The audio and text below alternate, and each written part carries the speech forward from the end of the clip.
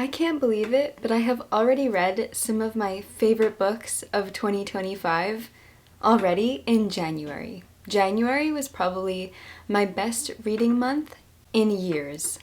I read so many five-star books, so many new all-time favorites, and I just can't believe that I started the year off with this many incredible five-star favorites. So I am incredibly excited to share these books with you. I feel like this might be my best wrap-up I've ever done because of all of these incredible books. I would love to know what books you read in January, so definitely feel free to share that with me in the comments and we could see what everybody's been reading. I always love looking at your comments, seeing what you guys are reading, but anyway, without further ado, I'm going to tell you about the absolutely incredible five-star reads that I read in 2025 in January. The first book I have here I think should be read in January, and it was very fitting to read in January, and that is 1 Week in January, New Paintings for an Old Diary by Carson Ellis. This is a beautiful illustrated nonfiction book. It is a diary. So basically, Carson Ellis, when she was 25, was afraid that she was losing her memory. So she kept a very detailed diary of 1 week in January. I believe it's 2001. Yes, 2001. And it starts off in, I think, the second week of January. And we are following her life as she is figuring out her career as an artist and an illustrator, as well as the lives of her friends. She's friends with a lot of creative people. We even follow her and her future husband before they're together in this diary, chronicling 1 week of her life in 2001 as she is in this very interesting place in her life where she's just figuring out her career and herself and her friends and what everyone around her is going through. And the funny thing about this is that years later, Carson Ellis forgot that she wrote this diary, and she asked one friend who is in her diary, who she still was friends with years later, like, do you remember me writing this? I don't remember it. And her friend said, oh yes, you wrote it because you were afraid of losing your memory. So it's so ironic and funny because she ended up forgetting, but because she wrote it down, she was able to remember this time in her life. So when she reread this diary of hers years later, she thought it would be perfect to create new illustrations for it because, like I said, she is a very talented illustrator, and this book is just absolutely beautiful. The illustrations are so gorgeous and captivating, and I really, really enjoyed it. I love hearing about, because I'm a writer and illustrator myself, I love hearing about other writers and illustrators, just creative processes and their experiences and how they've changed and grown throughout their life and their career. So I really enjoyed this, and it was a great first read of January. The next book that I finished in January, I started it in December, right? I think I started it in December and I finished it in January, and that is the sequel to one of my favorite books, if not my favorite book from 2024, and that is The Girl in the Tower by Catherine Arden. So this is the sequel to The Bear and the Nightingale. And then I haven't read the third book yet, but I think I want to give myself a little bit of time because I don't want the series to be over because I love this series so much. I don't want to tell you too much about the sequel. I also don't want to tell you too much about The Bear and the Nightingale because I think it's just so wonderful to go in not knowing too much. The Bear and the Nightingale is inspired by Russian folklore. It is set in medieval Russia in the north, where winter is not only a season, but it's kind of a spirit, I guess you could say. It's really, really beautiful. The descriptions are gorgeous. It really just feels so classic and fairy tale-esque, and I was gripped from the first page. I read The Bear and the Nightingale so quickly and I couldn't put it down. It was such a page turner. I loved the cultural elements, I loved the folklore, I loved the descriptions, I loved the magic. It felt like a fantasy book, but it didn't feel like an epic fantasy book. It just felt like a magical, enchanting, whimsical fairy tale. The Girl in the Tower is following where we leave off in the first book, at the end of the first book, so it was really exciting to just continue right on. That was amazing, and I can't wait to read the third book in the series, although I'm kind of putting it off because I just don't want it to end. The next book is another one that I started in 2024 and I finished in January. Oh, this is one of the best books I've ever read, and that is Lucy Worsley's Jane Austen at Home. I actually didn't physically read it. I listened to the audiobook because Lucy Worsley narrates it herself. She is an incredible narrator. There's also an amazing BBC documentary that Lucy Worsley takes you on a tour of England, of all the places that Jane Austen has lived. So basically, this is a biography about Jane Austen's life, but Lucy Worsley tells us about Jane Austen's life in the perspective of, or kind of reflecting on, all of Jane Austen's homes and how important homes were, and the places that Jane lived, how important they were to her life and how they affected and influenced her stories and the way that she wrote about homes and places in her novels. And it gave me such an interesting insight that I hadn't really thought about before, and how important a home was to a woman, especially because women at this time weren't able to own property and they had to rely on their fathers and husbands and brothers, and Jane herself had to rely a lot on her brothers. There were so many interesting aspects of her family dynamic that I didn't know of, that reading this book was so interesting to find out how her extended family felt about her writing and also felt about her and described her as a person. I love Jane Austen so much, and I've never felt closer to her than while reading this story. I also went to Bath in 2024, and it was just such an incredible experience. I actually bought this edition in the Waterstones in Bath. Mansfield Park is the last complete Jane Austen novel I have to read. I'm going to read it in May of this year. If you want to join, we're reading it for my book club, the Well Read Book Club. There will be a link in the description if you want to join. But yes, we'll be reading Mansfield Park in May. I put off finishing this book because I didn't want her to die. We all know that Jane Austen passed away many, many years ago, but I just didn't want to face that fact. Even if you're new to Jane Austen, I think this would be a great introduction, or if you're just a huge fan of hers, you will love this.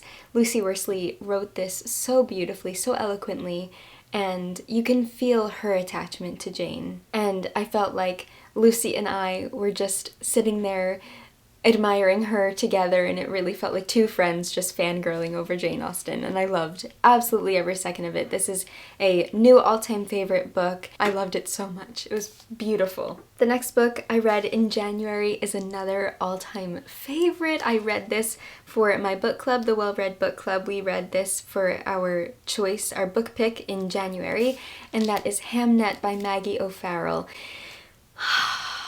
This book broke me. It actually broke me. Oh my god.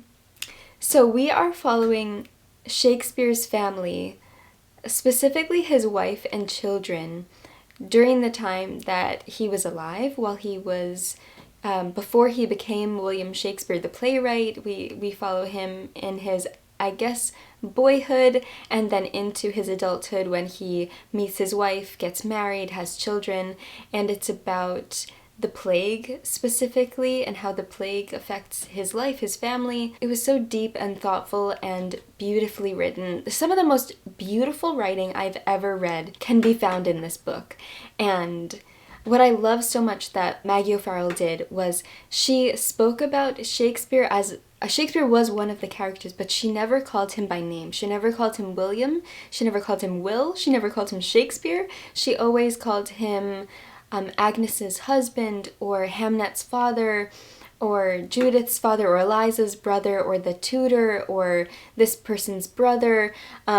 She never called him by name, and I feel like that made it so much more, it felt so much more about his family rather than him, because he has such a big name, you know, in history and just in general, and I think that it really kind of put him more in the background and put the other characters more in the foreground, which I thought was a really, really smart of Maggie O'Farrell to do, because it really highlighted the people around him and not so much him, although he is a main character in the story, or I guess a side character in the story. I think you pronounce it Anise, but Agnes, his wife, who's known as Anne Hathaway, and his children. So they have an eldest daughter and then 2 twins, and one of the twins is Hamnet, and we are following just the whole family in a time where the bubonic plague was ravaging England.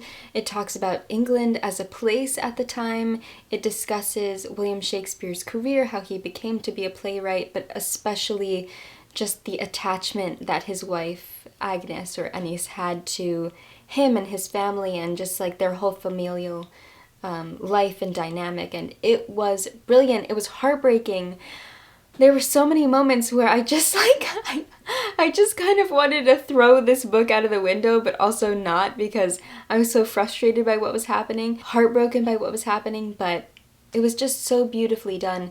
The writing was absolutely exquisite, and I loved everything about this book. Anyway, I feel like I could go on and on and on about this book for ages, but if you love Shakespeare, even if you're new to Shakespeare, the writing is gorgeous, just everything about it I loved so much, and it's a new all-time favorite for sure, 100%. I love it so much. While I was reading Hamnet, it was breaking my heart so much that I really needed a more lighthearted, joyful read, and so I decided to pick up the Anne of Green Gables graphic novel. This is adapted by Mariah Marsden and illustrated by Brenna Thumler. I talked about this book in my recent book haul. That's the video I just posted before this one, and this was absolutely perfect. Another 5-star, another all-time favorite. Anne of Green Gables, the whole series, is my favorite, one of my favorite book series, one of my favorite classics ever. I love Anne of Green Gables. I love Ellen Montgomery's writing. I'm not a huge graphic novel reader, but this was absolutely perfect. I was nervous about how I would feel about it because I didn't know if it would have the same essence as Anne of Green Gables, the original novel. I didn't know if I would jive with the way that they adapted it. I loved the art style. I loved how they adapted it. It felt so authentically Anne.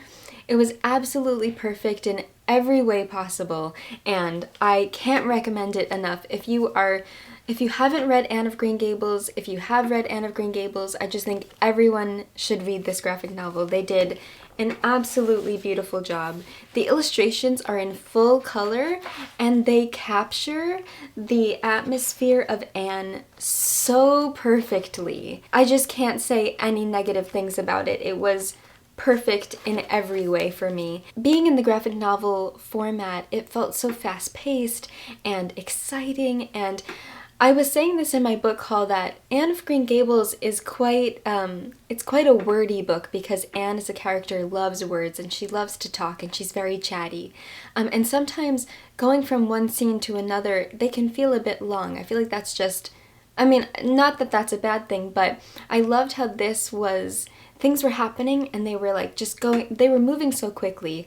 And I also said in my book haul that, you know, if you're ever in the mood to read a book, but you don't have time to read it, let's say you're reading a bunch of other things, or you just don't have time for it, so you put on the movie adaptation. Let's say it has a movie adaptation. You know, it scratches that itch of like, I want to watch Pride and Prejudice, so I'm gonna watch the movie adaptation. Reading this felt like watching a movie adaptation of Anne of Green Gables and getting, like, scratching that itch without reading the whole series or the whole novels, or the whole novel. I loved it. I thought it was perfect, and I can't recommend it enough. Another all-time favorite, 5-star read, and just Ellen Montgomery's words and the art style, they matched so perfectly together, and I just could not love it more than I do. The next book that I read, I listened to as an audiobook, and that was Braiding, Sweetgrass by Robin Wall Kimmerer, and this is a beautiful nonfiction.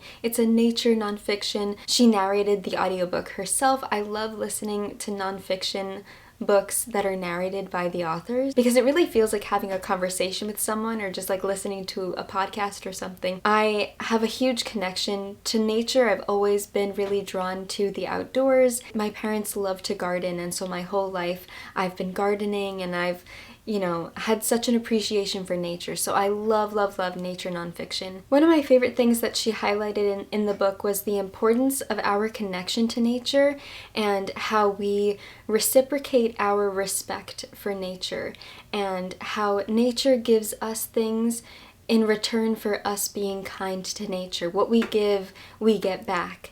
And it's such a beautiful thing to realize that we have a relationship with the world around us. We have a relationship with the grass and the plants. And, to maintain a garden, like I said, my parents love gardening. If you maintain a garden well, then you get beautiful flowers in return. You get to enjoy the beauty of that garden that you tend yourself. So it's really like a relationship between you and the earth and wildlife and nature. And it's such a beautiful relationship, and it's something that really should be cherished and respected.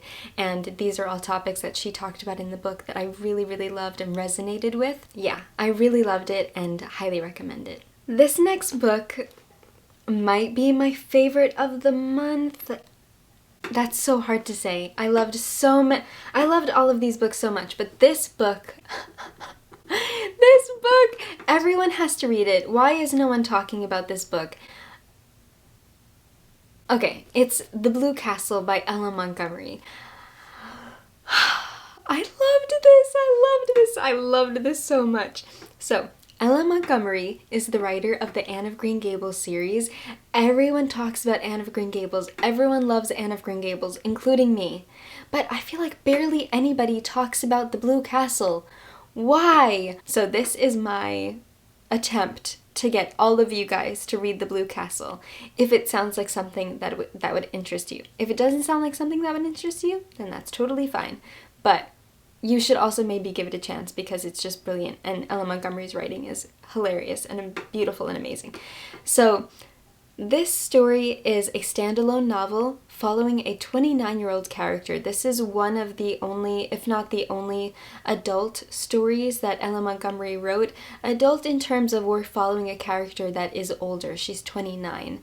Most of Ella Montgomery's other stories are following younger characters, although Anne in the entire series does grow up and come of age and even become a wife and a mother. So we do follow Anne as she gets older, but we also kind of follow Anne's children. So it still has that like innocence to it. But The Blue Castle is following a 29-year-old main character named Valancy Sterling, who I love. Valancy, I want to be her best friend. She is just hilarious and amazing. So in the start of the novel, Valancy is 29. She has never had a beau, a boyfriend. She has never really had great friendships, and her family are quite stifling, to say the least. They are very just controlling, and they aren't really letting Valancy live. And this isn't really a spoiler because we find out about it at the beginning, but Valancy has these strange heart palpitations, and so she goes to the doctor without her family knowing, asking about these heart palpitations if she's okay. And he gets back to her, the doctor, and says that she only has about a year to live.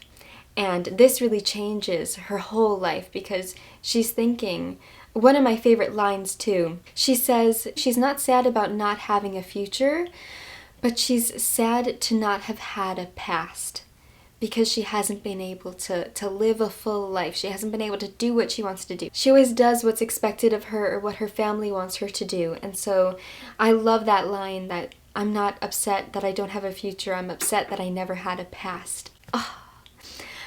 So then she basically just throws caution to the wind and starts saying how she feels and acting the way that she wants to act and not giving a crap about what her family thinks.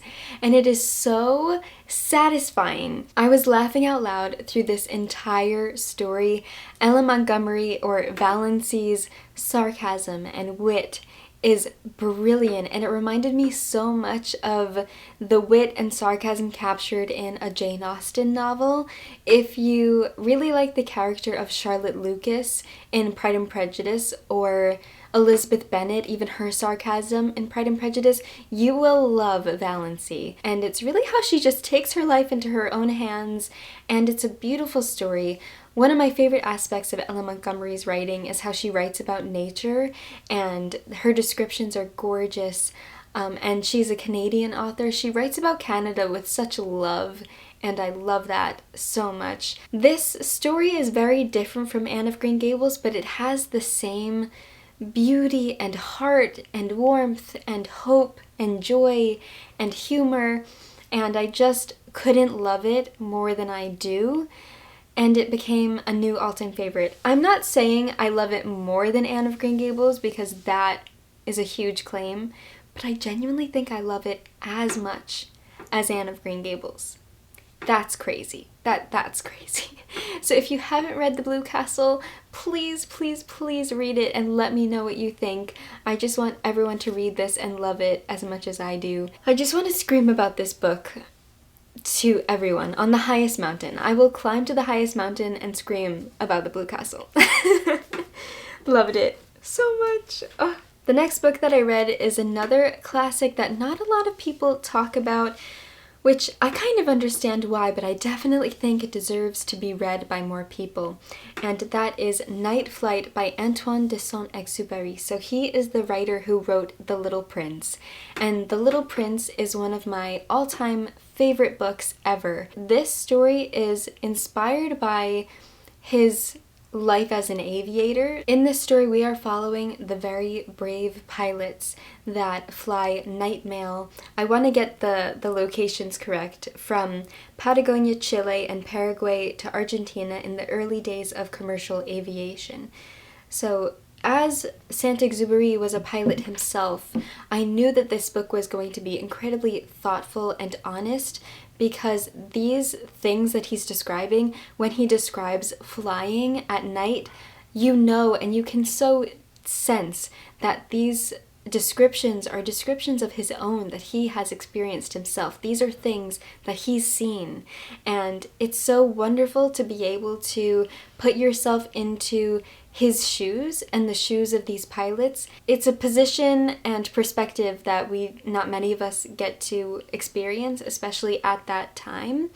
And it was heartbreaking at times. It was beautifully written, and I really loved it because it's, like I said, just putting yourself in a different perspective and seeing what aviation was like at the time and what these pilots had to deal with. It also gives us a little perspective into the woman's side. We are following the wife of one of these night pilots, and it was just a beautifully written story. I quoted a line from the book in my review, so I will maybe read that to you guys to give you a taste of what... Oops. I just dropped the book. To give you a taste of what the writing is like. So the quote says, "Too beautiful," he thought. Amid the far-flung treasure of the stars he roved, in a world where no life was, no faintest breath of life, save his and his companions. Like plunderers of fabled cities they seemed, immured in treasure vaults whence there is no escape. Amongst these frozen jewels they were wandering, rich beyond all dreams, but doomed. If this sounds like something that would interest you, I definitely think it's worth a read. If you love The Little Prince and you want to read more from him, if you're interested in his life as an aviator, then I really feel like you would appreciate this and love it. So that is Night Flight. And then the next book that I read, it was another audiobook, and that was The Wild Robot by Peter Brown. Is that his name? Ah, I was right, Peter Brown. Very good. Very proud of my memory. So this is a middle grade book that I've heard really wonderful things about. If you guys don't know, I do love middle grade books, and I read quite a lot of them. So when I heard a lot of people were enjoying this one, I really wanted to read it. And it's about these robots that basically get stranded on this island. All of them kind of get broken, and one of them survives this crash, I guess you could call it, and it's about this robot discovering this island and the animals that live on it, and it's adapting to this natural world. And it's really about the relationship between the robot and the animals, and I thought that that was the most interesting aspect of the story, was how technology and nature collide and how they interact with each other. The robot eventually learns how to communicate and speak with the animals, and so the animals are talking to the robot, but the way that Peter Brown describes it is that he's just speaking the animals' language, but he just writes it in English for us to understand their communication.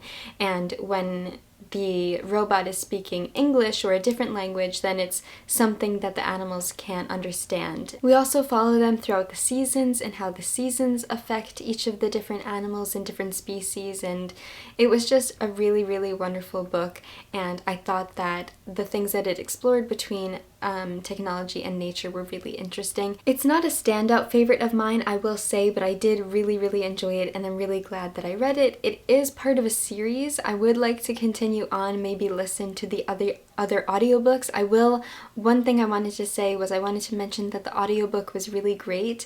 The narrator was fantastic. She did an amazing robot voice, and there was also in the beginning of the novel really great music and sound effects. It almost felt like you were listening to a movie. I do know that there is a movie adaptation that I would really like to watch soon, so I think I might give that a watch as well, because I really thought the story was just so sweet. I am in the middle of 2 books. I need to start reading Hamlet because that is our book club pick for the Well Read Book Club for February. I haven't started it yet because I am currently reading The Magic Mountain by Thomas Mann, which I don't have my copy right now. It's in England, but I have a copy from the library, and I have been reading that, really enjoying it. I want to save my thoughts, but I think that Thomas Mann is doing some really, really interesting things in that book, and I don't want to say too much, but I'm enjoying it quite a lot already. And then the other book that I'm currently in the middle of, I'm loving it. I fear it's going to be another all-time favorite. I don't know what's going on with me. I feel like every book I'm reading is becoming a favorite, and I just don't understand. I don't know if it's because I know my reading taste really well, so I just read books that I know I'll love, or I'm just getting extremely lucky. I have no idea, but I am loving The Snow Child by Eowyn Ivey. I am that much of the way through. I am using one of my new bookmarks from my Midwinter collection. This is the blue and silver fern design. But anyway, yeah, I'm that much of the way through. I am adoring this book so much. So many of you recommended this book to me because I read and loved The Bear and the Nightingale, and The Bear and the Nightingale, like I said, is inspired by Russian folklore.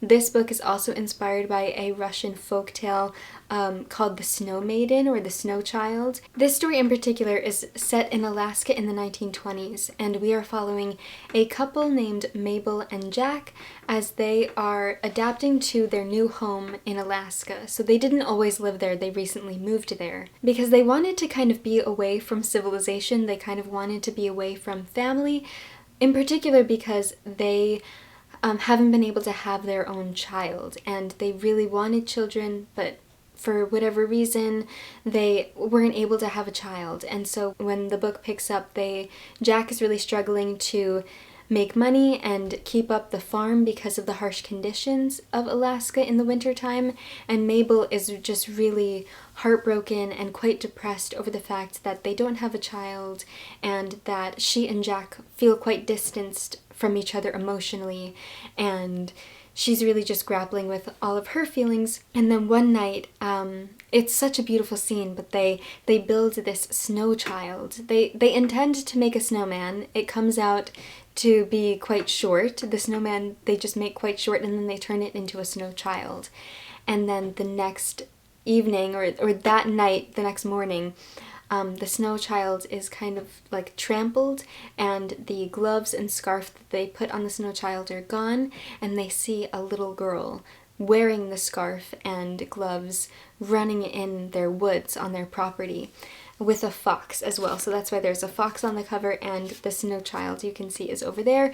And it's about them interacting with this child, understanding who she is, understanding their connection to her, and the way that Alaska is described, almost as if it was one of the characters. I love when a writer makes the setting just as important as the characters. I think it's a literary device that I would love to see more in writing and in literature. But yes, I am adoring this so much. The writing is exquisite. The descriptions are so enchanting and vivid, and you could just hear, smell, taste, touch everything as if you were really there, and I love that. So I'm loving this. I can't wait to keep reading it, and I fear, or I hope, that it's going to be another 5-star all-time favorite. So you'll have to stick around to see if it does become a 5-star all-time favorite. So here are all of the beautiful 5-star all-time favorite books that I read in January. I just can't believe how many wonderful books I read this first month of 2025, and I am so excited to read more and to hopefully continue to read more all-time favorite 5-star books, because we are off to a great start. I would love to know, like I said in the beginning of the video, what you guys have been reading or what you're planning on reading in February.